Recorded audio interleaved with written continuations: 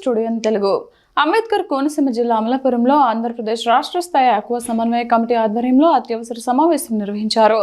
రాష్ట్రంలోని పలు జిల్లాల నుండి వచ్చిన ఆక్వా రైతులు ప్రస్తుత ఆక్వా రంగ పరిస్థితులపై తీవ్ర ఆందోళన వ్యక్తం చేశారు.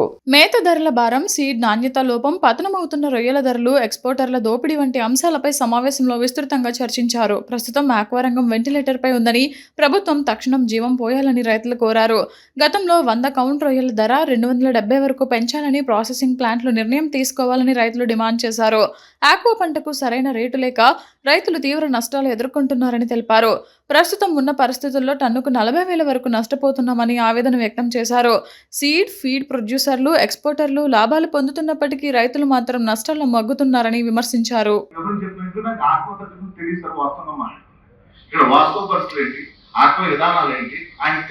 మనం తెలియజెప్పుకోవాల్సిన బాధ్యత మేము మా సర్పవరు పార్టీలో ఉన్నాం కాబట్టి మేము తెలియజెప్పుకున్నాం. సార్ ఇలా ఇబ్బంది పడతాం, రేపు పొద్దు మేము మీరు అందరూ తీసుకురమ్మన్నారని చెప్పి 6 నెలల ముందు మీటింగ్ పెట్టాం సార్. సెక్రటరియట్ లో టీడీపీ పార్టీ మీటింగ్ పెట్టి సుమారు 2,000 మంది సార్ కూడా వచ్చారు. మీటింగ్ పెట్టి మా బాధాన్ని చెప్పుకున్నాం. మన గవర్నమెంట్ వస్తే మేము అడగలేదు. ఆయన అన్ని విషయాలు తెలుసు. రూపనాలకి తెస్తాం, సబ్సిడీ మీద ఏరియాస్ తెస్తాం. అప్పుడేమో వైసీపీ గవర్నమెంట్ లో ట్రాన్స్ఫర్ 100 కేవీ పెట్టుకుంటే 7,50,000 రూపాయలు అయిపోయింది. గతంలో మనం 2,50,000 ఇచ్చాం. ఇవన్నీ కూడా ఆయన చెప్పినట్టు మనం చెప్పాం. మనం చెప్పినవి కూడా ఇవ్వకపోతే మేము కూడా పబ్లిక్ తిరగలేకపోతాం. మనం అడుగుతారు, నేను ఆక్వా రైతు నేను చెప్పుకోను, నా నేను పొలిటికల్ లీడర్ కొన్నాను, ఒక ఎమ్మెల్యే తమ్ముడు కొన్నాను చెప్పి నేనేం చెప్తాను బయటికి. అలాగే ప్రశ్నించాలి. మా భావం కూడా అదన్నా, మీరు అందరూ ప్రశ్నించి మేము అంటాం, మేమంటాం. మేము పెట్టుకున్నాం. ఒకసారి వీరవాసంలో ప్లాంట్ రోడ్ మీద చర్చల గురించి ప్లాంట్ రోడ్ మీద అక్కడ కూర్చుని చర్చించాం. తర్వాత దేవాలయంలో చర్చించుకుని ప్లాంట్ దగ్గరికి వెళ్ళారు. మళ్ళీ ఈ రోజు ఇక్కడ కోనసీమలో ఇవాళ మన సమన్వయ ఏర్పాటు చేసుకున్నాం. ఈ స్థాయి ఇలా రావడానికి కారణం గత కొన్ని రోజులుగా ఏదైతే మనం ఫీడ్ రేట్లు పెరిగి మనకి ఇబ్బంది కలిగిన పరిస్థితుల్లో కానీ దాన్ని అదునుగా చూసుకుని మళ్ళీ ప్రాసెసింగ్ రేట్లు తగ్గించి మనకి కౌంటర్ రేట్లు ఏదైతే రైతు నడుబొట్టును పడేశారు దాని మీద అందరం అన్ని స్థాయిల్లో కూడా మరి రోడ్డు మీదకి వచ్చి రైతు ఒక బాధనే ఇటు ప్రభుత్వానికి ఇటు ఇండస్ట్రీ వరకు కూడా తెలిసే విధంగా ఏదైతే మనం అందరూ సహకరించారు దాని మీద ఇవాళ ప్రభుత్వాలు స్పందించినా అయితే మిగతా వారు ఎవరు స్పందించినా కానీ ఒక వేదిక మనసు. నారా చంద్రబాబు నాయుడు గారికి, ఉప ముఖ్యమంత్రి పవన్ కళ్యాణ్ గారికి ఆంధ్ర రాష్ట్ర ఆక్వా సమన్వయ కమిటీ ద్వారా చిన్న విన్నపం. ప్రస్తుత పరిస్థితుల్లో ఆక్వా వెంటిలేటర్ మీద ఉందన్నది అతిశయోక్తి కాదు. ఈ ఆక్వా పరిశ్రమ మీద జరిగే ఇబ్బందులన్నీ కూడా నారా చంద్రబాబు నాయుడికి ఆయనకి ఖచ్చితంగా ఇంటెలిజెన్స్ ద్వారా ప్రతి విషయం తెలుస్తుందని కూడా మేము అనుకుంటున్నాం. కానీ ఇది బతకాలి అంటే, ఆక్వా పరిశ్రమ బతకాలి అని అంటే ప్రస్తుతానికి ఫీడు ఎక్స్పోర్టర్స్ ఓ సిండికేట్గా ఏర్పడి మాకు చాలా ఇబ్బందులు గురి చేస్తున్నారు. దానివల్ల రైతుకి అపారమైన నష్టం కలుగుతుంది. ఒరిజినల్గా రైతు ఒక పంట వేసాడంటే పంట టైం మాకు 130 నుంచి 150 రోజులు పంట టైము. అయితే ఈ పంట టైంలో పంట కాలం పూర్తి కాకుండానే వీళ్ళు ఏదో విపత్తును ఏదో దాన్ని సృష్టించి పార్సిల్ హార్వెస్ట్ చేసేలాగా, అంటే పంటకాలం పూర్తి అవ్వకుండానే రైతుల్ని భయభ్రాంతులు గురి చేసి పంటకాలం పూర్తి అవ్వకుండానే పట్టుబడులు తీసుకొచ్చేలా చేయటం వల్ల రైతుకి అపారమైన నష్టం కలుగుతుంది. దాని మీద చర్య తీసుకోవాలంటే తప్పనిసరిగా ప్రభుత్వం ఒక 10 నుంచి 15 రోజులు రేటు నిలుపుదల చేయాలని, ఇటువంటి విపత్తులు కానీ ఇటువంటి పరిస్థితులు వచ్చినప్పుడు తప్పనిసరిగా ఫీడ్ అసోసియేషన్ ప్రెసిడెంట్ గారు కానీ ఫిషరీ డిపార్ట్మెంట్ ద్వారా కానీ మీరెవరో ఆధారపడద్దు, దానికి దీనికి సంబంధం లేదని ఈ నేషనల్ అకాడమిక్ టైంలో ప్రభుత్వం ఈ రైతులకు ఒక భరోసా ఇస్తే ఈ పార్సిల్ హార్వెస్టులు జరగడం కూడా ఆగుతాయి. తర్వాత ఏంటంటే చంద్రబాబు నాయుడు గారిని మన పవర్ స్టోన్ హోటల్లో మాట్లాడుతూ 4,50,000 ఎకరాలని 10 లక్షల ఎకరాలుగా తీసుకెళ్తానన్నారు. అది చాలా అభినందనీయం. కానీ ఎప్పటికీ జరిగే 4 లక్షల్లోనే 2,50,000లోనే మా ఆక్వాకల్చర్ జరుగుతుంటే కూడా మాకు వచ్చి అవుట్పుట్ మేము పండించే పంటకి నాణ్యమైన రేటు లేక మేము చాలా ఇబ్బందులు అయ్యి 100కి 90% ఖచ్చితంగా ఇందులో లాస్లో ఉన్నారు. ఇందులో లాభాలు ఎవరికైనా చేకూరినాయి అంటే ఎక్స్పోర్టర్స్, ఫీడ్ మిల్లర్స్ వాళ్ళు తప్ప రైతుకి లేదు. లాస్ అనేటువంటిది ఏదన్నా వస్తే రైతు పడాలి తప్ప ఎక్స్పోర్టర్స్కి అయితే లేదు. అందు గురించి ఏంటంటే దయించి మానవతా దృక్పథంతో లాభం ప్రతిసారి వస్తుంది. ఇది ఉంటేనే కదా మనం పీకి తింటాం.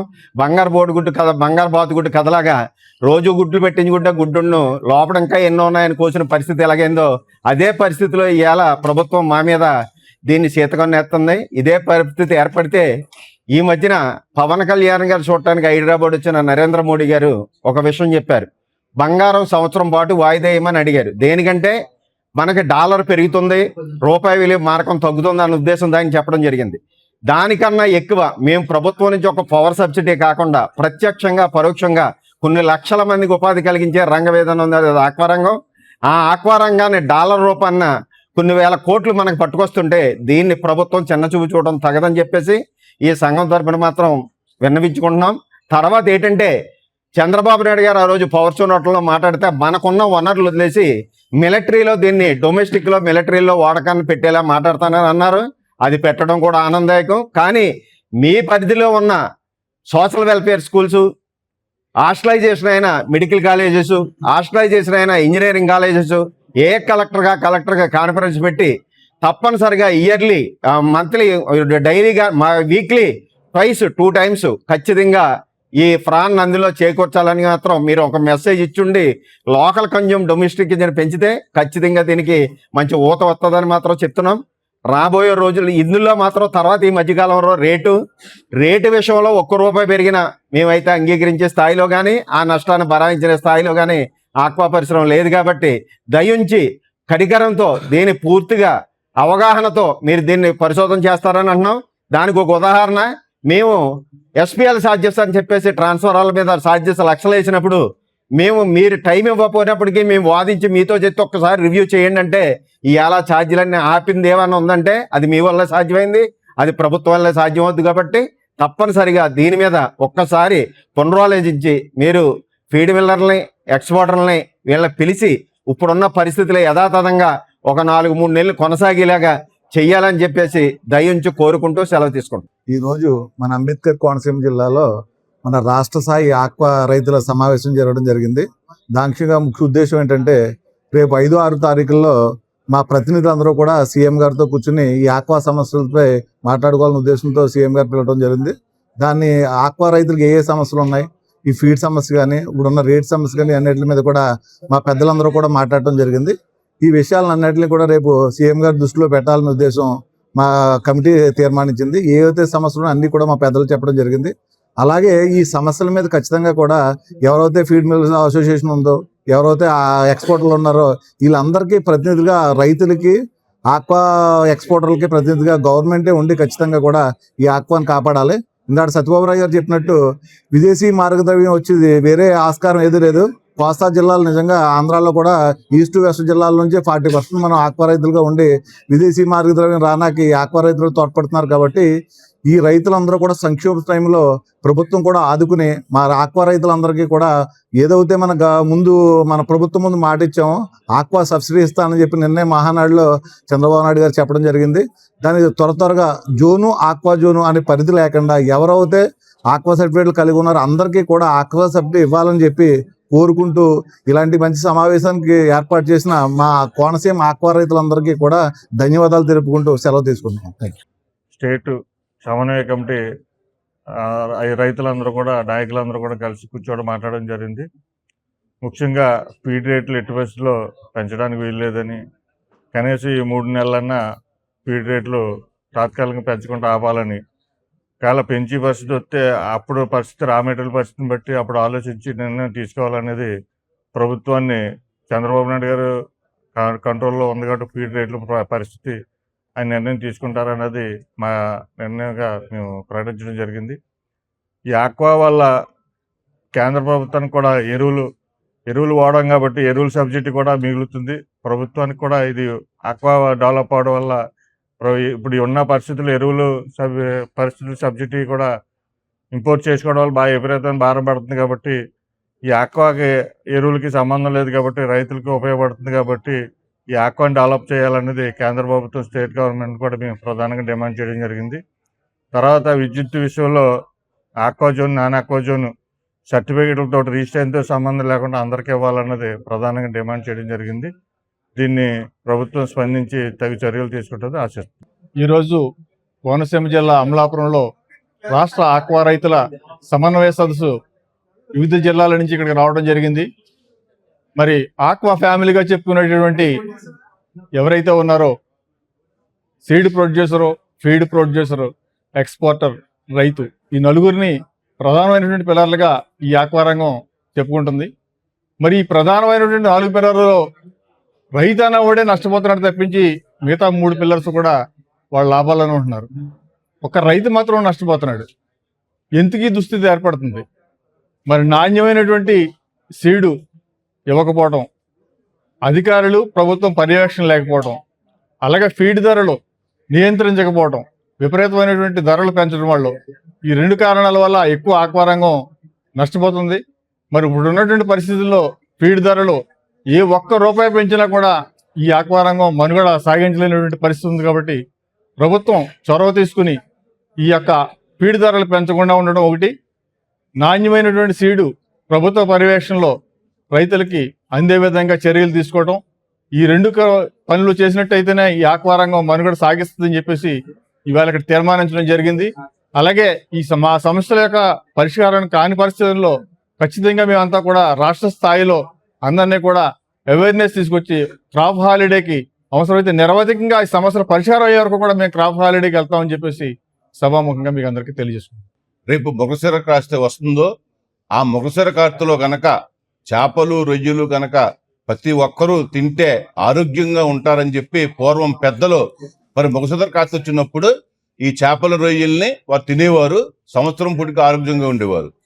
ఏదైతే రేపొద్దున్న జూన్ 8వ తారీఖున మొగసిర కాస్త ప్రవేశిస్తుందో ఈ రాష్ట్రంలో కానీ దేశంలో కానీ ప్రతి ఒక్కరూ కూడా ఆ రోజు ఇంటికి 1 కేజీ చేపలు, కేజీ రొయ్యలు కొనుక్కుని మరి ఆరోగ్యంగా ఉండాలంటే దాంట్లో విటమిన్స్ ఉన్నాయి కాబట్టి అవి అందరికీ ఆరోగ్యంగా ఉంటాయి కాబట్టి తప్పకుండా ఆ రకంగా ఆ మొగసిర కాస్త కనుక మనం కనుక వాటిని తింటే సంవత్సరం పొడికి ఆరోగ్యంగా ఉంటారని చెప్పేసి మరి తప్పకుండా ఆ రకంగా ప్రతి ఒక్కరూ కూడా దీని మీద విస్తృతంగా యువత కానీ అందరూ కూడా సోషల్ మీడియాలో దీన్ని పూర్తిగా తీసుకెళ్లి ఆ రోజు ఏదైతే మరి కార్యక్రమం చేపడుతున్నామో మా రాష్ట్ర స్థాయిలో అన్ని సంఘాలు కూడా పేదలకి ఆ రోజున మేము రొయ్యల కూర, చేపల కూర కూడా ఉచితంగా మా సంఘాల ద్వారా వాళ్ళందరికీ కూడా మేము పెడతామని చెప్పి, భోజనం పెడతామని చెప్పి తెలియజేసుకుంటూ తప్పకుండా దీన్ని పెద్ద ఎత్తున, ఎందుకంటే ఆరోగ్యంగా ఉంటేనే ఆరోగ్య మహాభాగ్యం. తప్పకుండా ప్రతి ఒక్కరు కూడా ఆరోగ్యంగా ఉండాలంటే ఏదైతే మంచి ప్రోటీన్ ఉన్న ఈ చేపల, రొయ్యల్ని అందరికీ చేరే విధంగా ఇది మెసేజ్ అందరూ సహకరించాలని చెప్పి అందరినీ కోరుకుంటున్నాం. అందరికీ నమస్కారం అండి. ఈ రోజున అంబేద్కర్ కోనసీమ జిల్లా అమలాపురంలో రాష్ట్ర స్థాయి ఆక్వా సమన్వయ కమిటీ నాయకులు ఈ ఆక్వా సంక్షోభంపై మీటింగ్ ఏర్పాటు చేసుకోవడం జరిగింది.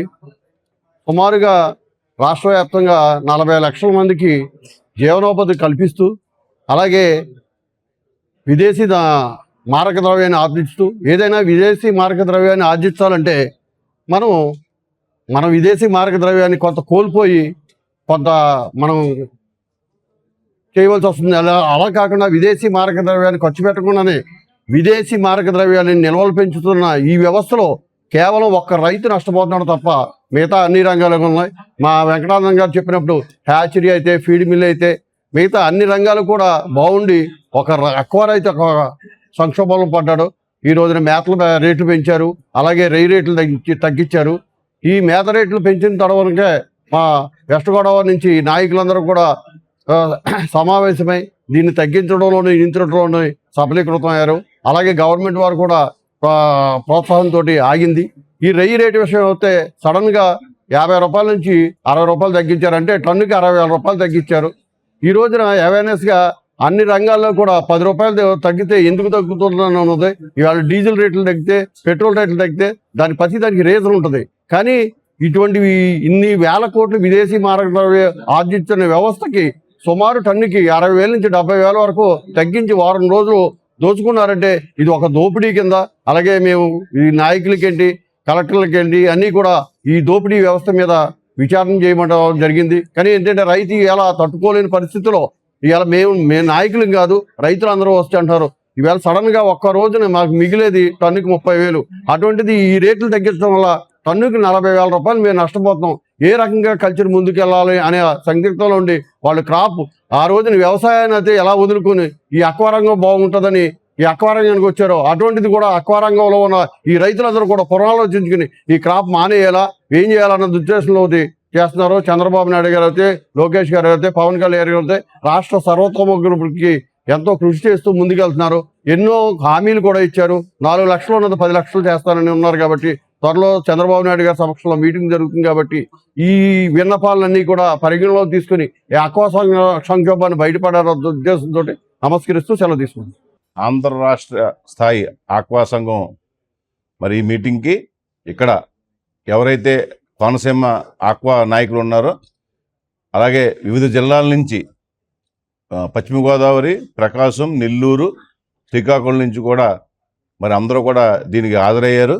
అందరూ కలిసి ఏకగ్రీవంగా ఏదైతే గతంలో ఫీడ్ రేట్లు పెంచి ఇప్పుడు ఏదైతే సందిగ్ధంగా ఉందో మళ్ళీ ఫీడ్ రేట్లు పెంచడానికి ఏదైతే కంపెనీలు ట్రై చేస్తున్నాయో అవి ఒక్క కేజీకి ₹1 కూడా పెంచకుండా అమలు చేసే విధంగా, ఉన్న రేట్లు అమలు చేసే విధంగా ఒకటి తీర్మానించడం జరిగింది. 2 ప్రాసెసింగ్ ప్లాంట్లు ఏదైతే మరి గతంలో ₹50 తగ్గించి మళ్ళీ 100 కౌంట్ ₹230 బేస్ మీద కొంటామని అన్నారో అది ఏమాత్రం మాకు సమంజసం కాదు.